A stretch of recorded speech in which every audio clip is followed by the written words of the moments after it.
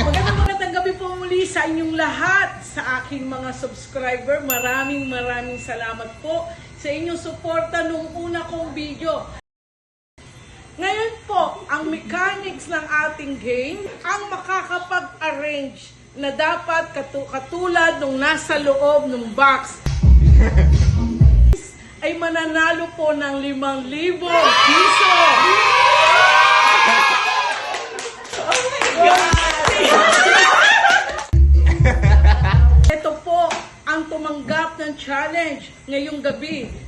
Hey everyone, my name is Lester and I'm from Barangay Igang and I accept challenge with Ate Dora. Magandang gabi sa inyong lahat. Ako si Jones Mia Sales, not mula sa Barangay Ayuting at tinatanggap ko ang hamon ni Ate Dora.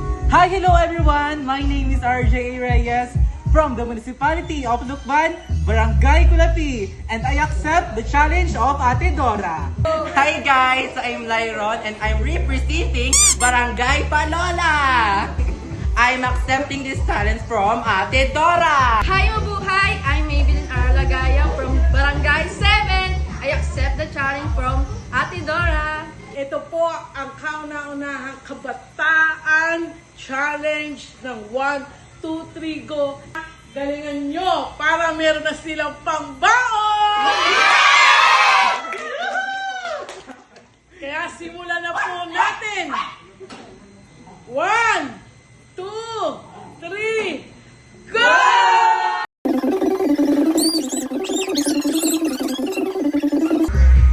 Okay na? Oo. Okay. Prepare rock. Okay na po. I'm sorry. Ay, hindi ka. Okay na po.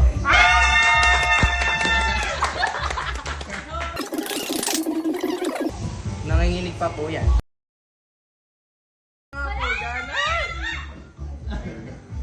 Kahit isa.